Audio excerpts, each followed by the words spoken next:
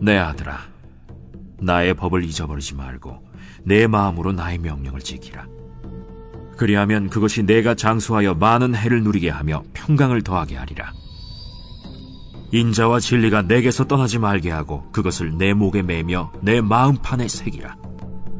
그리하면 내가 하나님과 사람 앞에서 은총과 귀중히 여김을 받으리라. 너는 마음을 다하여 여호와를 신뢰하고 내 명철을 의지하지 말라. 너는 범사의 그를 인정하라. 그리하면 내 길을 지도하시리라. 스스로 지혜롭게 여기지 말지어다. 여호와를 경외하며 악을 떠날지어다. 이것이 내 몸의 양약이 되어 내 골수를 윤택하게 하리라.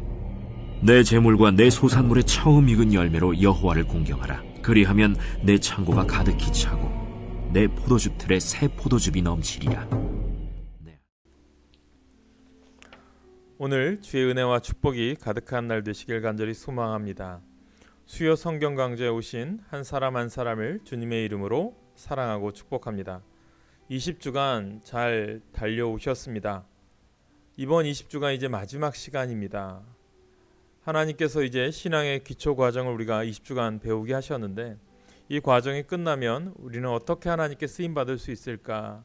이 배운 것으로 끝나지 마시고 삶 속에서 잘 적용하셔서 하나님이 기뻐하는 인생 되시길 간절히 소망합니다.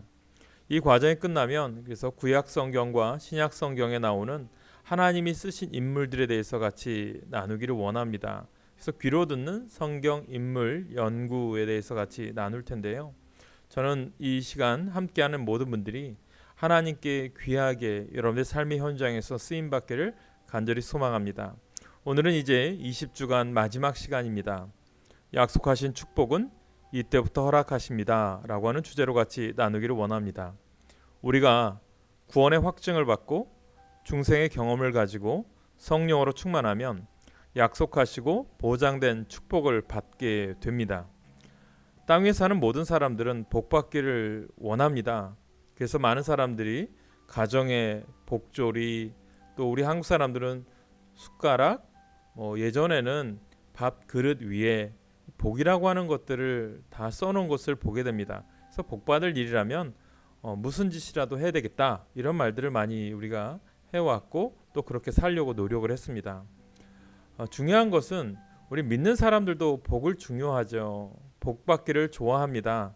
사실 기독교인들도 많은 축복을 받아야 좋은 일도 할 수 있고 하나님께도 영광을 돌리는 일을 할 수 있습니다. 요한삼서 1장 2절에서도 사랑하는 자여 내 영혼이 잘됨 같이 내가 범사에 잘되고 강건하기를 내가 간구하노라 라고 했습니다. 구원의 확증, 중생의 체험, 성령의 충만함을 신령한 축복이라고 하면 범사가 잘되고 강건해짐은 세상적인 축복이라고 할 수 있습니다. 신앙생활의 궁극적인 목적은요, 영혼 구원입니다. 그러나 영혼이 잘되면 범사도 잘되고 강건해진다라는 것이죠. 그래서 오늘 우리에게 중요한 것은 축복, 복이 먼저가 아니라 우선순위의 문제를 여러분들에게 알려드리고 싶어요. 요즘 제가 이제 매일 주님은 나의 최고봉 오스왈드 챔버스가 쓴 책을 이제 매일 하루에 한 번씩 묵상을 합니다.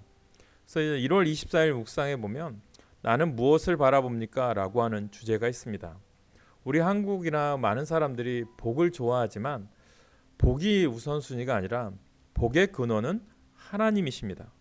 복을 바라보는 것이 아니라 하나님을 바라보는 거죠. 하나님을 바라보면 복은 우리에게 하나님께서 주시는 여분의 부수적인 것이라는 거죠. 그래서 오스왈드 챔버스는 이 책에서 최상의 하나님께 나의 최선을 드립니다 라는 주제를 삼았습니다.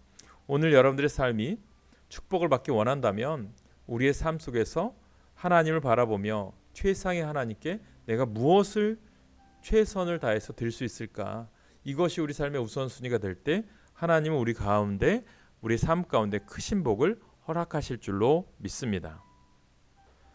사도행전 4장 32절에 보면 우리에게 주는 가장 중요한 것은 가정이 주 안에서 평안해지는 축복을 우리가 받아야 됩니다. 하나님이 인류에게 첫 번으로 허락해 주신 기관이 가정입니다. 그러므로 가정이 주 안에서 평화로워야 합니다. 그러니까 가정 천국을 이루는 삶을 살아가야 된다라는 거죠. 그래서 우리가 처음으로는 부모에게 순복하고 섬기는 효도의 가정이 되어야 합니다. 나를 위한 최대의 희생자는 영적으로는 예수 그리스도시겠죠. 육적으로는 우리의 부모님이십니다. 하나님은 효도하는 가정에 장수의 복과 잘되는 복을 주신다라고 최루국기에서 말씀하고 있습니다. 두 번째로는 행복한 부부가 되어야 합니다. 이성이 다르고 성장 과정이 다른 이들끼리 모여 사는데 조화로울 수가 없겠죠. 우리가 부부가 또 자녀들이나 틀린 것이 아니라 다름을 인정하고 서로 맞춰가며 서로 부족한 부분들을 감싸 안으면서 하나 될 때 가정은 천국을 이룰 수 있다라는 거죠. 그러므로 행복하게 사는 방법 중에 하나는 서로 맞춰서 사는 것입니다. 내게 맞춰서 사는 것이 아니라 서로 부족한 부분들을 서로 도와가며 맞춰 사는 거죠. 또한 세 번째로는 순종하는 자녀, 축복받는 자녀로 우리가 자녀를 잘 키워야 합니다. 잠언 3장 1절에서 10절에 보면 자녀를 위한 5가지 축복이 있습니다. 장수하고 해를 누리는 평강의 축복이 첫 번째요. 하나님과 사람에게 은총과 귀중히 여김을 받는 축복이 두 번째고요. 하나님의 인도와 보호하심과 형통의 축복이 세 번째입니다. 내 골수로 윤택함을 받은 복이요. 이게 네 번째입니다. 창고가 가득히 차고 포도즙이 넘치는 물권의 축복도 이야기하십니다. 이게 다섯 번째겠죠. 저는 여러분들에게 이러한 축복의 가정이 이루기를 간절히 소망합니다. 주님은 분명히 믿음으로 사는 우리들에게, 하나님을 나의 주인으로 사는 사람들에게 물권의 축복도 우리에게 허락하십니다. 열왕기상 2장 3절에 보면 내 하나님 여호와의 명령을 지켜 그 길로 행하여 그 법률과 계명과 율례와 증거를 모세의 율법에 기록된 대로 지키라. 그리하면 내가 무엇을 하든지 어디로 가든지 형통할지라 라고 했습니다.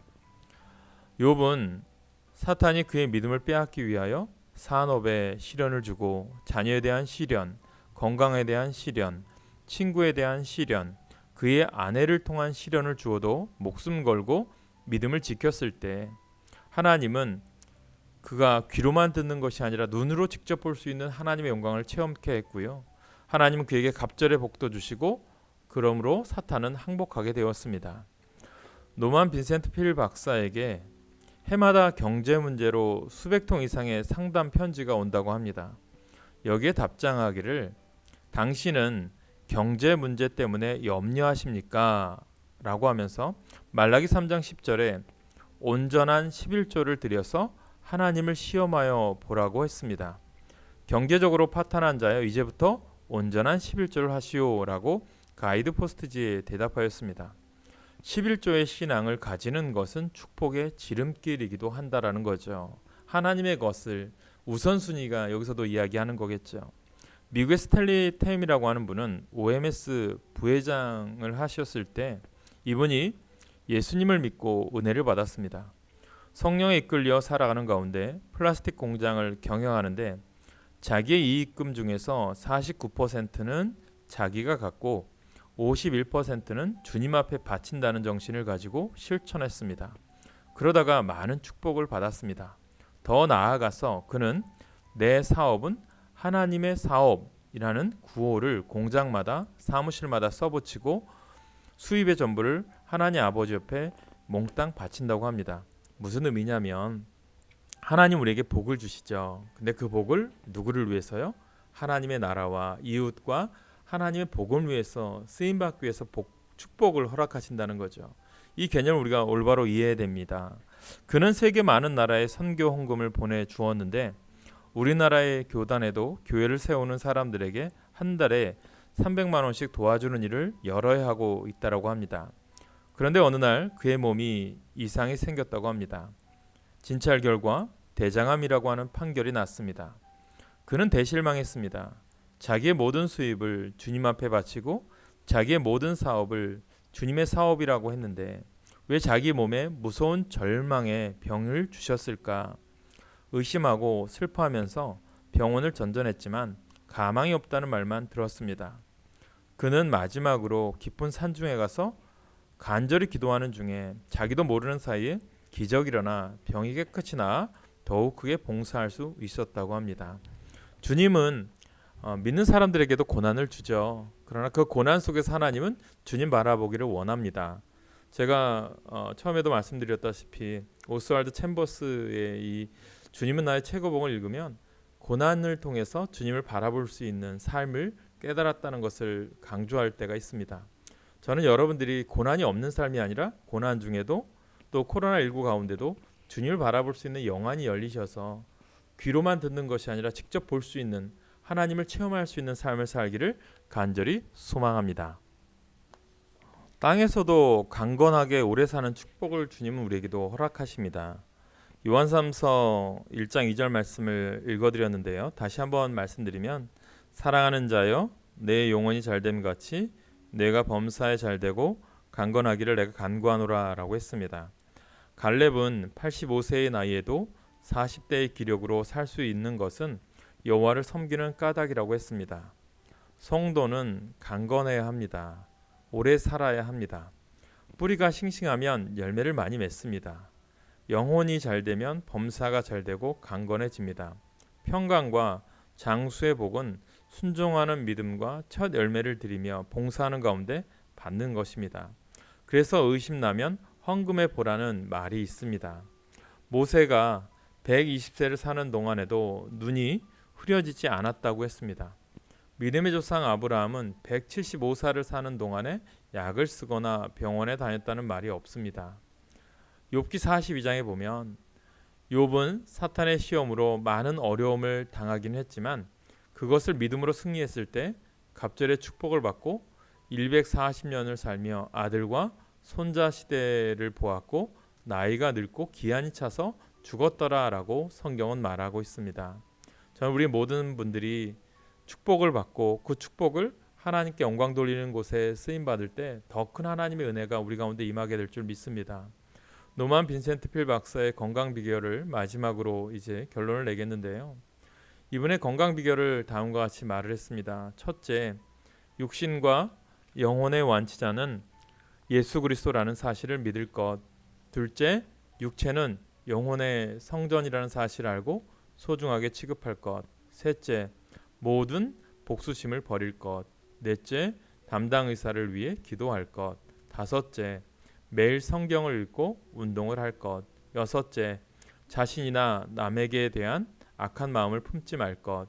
일곱 번째, 의사는 치료하고 하나님은 완치하신다는 사실을 믿을 것. 육신이 병든 사람은 불쌍합니다. 그러나 영혼이 병든 사람은 불쌍한 단계를 넘어 비참한 사람입니다. 그 병을 빨리 고치지 않으면 소망이 없어지게 됩니다. 사랑하는 여러분, 우리가 20주 동안 성경의 가장 기초적인 믿음 생활에 대한 기초적인 훈련을 받았습니다. 이것이 20주간으로 끝났다, 난 다 했다 이것으로 마치지 마시고 내가 다시 한번 하나님이 기뻐하는 일을 하기 위해서 나의 신앙은 어디까지 와 있을까? 또 오늘도 내 스스로에게 질문해 보십시오. 내가 하나님 뜻대로 살아왔던 삶이었을까? 아니면 내 생각과 내 판단이 앞섰을까? 한번 생각해 보시면서 분명한 것은 하나님의 뜻을 위하여 믿음으로 사는 자는 하나님이 그 약속하신 축복을 허락하시는 줄 믿으시기 바랍니다. 그래서 우리는 항상 고백하죠. 나의 나된 것은 하나님의 은혜로라. 이 고백으로 여러분들이 오늘도 승리하셔서 정말 하나님이 기뻐하는 인생, 하나님이 원하는 하나님께 쓰임받는 귀한 인생 되시기를 간절히 축원합니다. 기도하겠습니다. 하나님, 우리에게 수요 성경 강좌를 통해서 주님을 바라보게 하시고 20주간 하나님의 뜻을 위하여 훈련받게 하시니 감사합니다. 이것으로 끝이 아니라 이제 나의 삶의 현장에서 가정과 일터와 사업장에서 하나님의 귀한 선한 영향력을 끼치게 하시고 세상의 빛으로 소금으로서의 사명 감당케 하여 주시옵소서. 코로나19 가운데 이 땅에 하나님 교회가 다시 살아나고 예배가 회복되어지고 하나님의 나라를 이뤄가는 능력의 재단이 될 수 있도록 역사하셔서 교회가 교회되어지고 믿음의 사람들이 다시 한번 하나님의 간절한 소망을 바라보며 나아가는 복된 삶을 누리게 하여 주시옵소서. 언제나 우리와 함께 하시는 예수님의 이름으로 기도합니다. 아멘.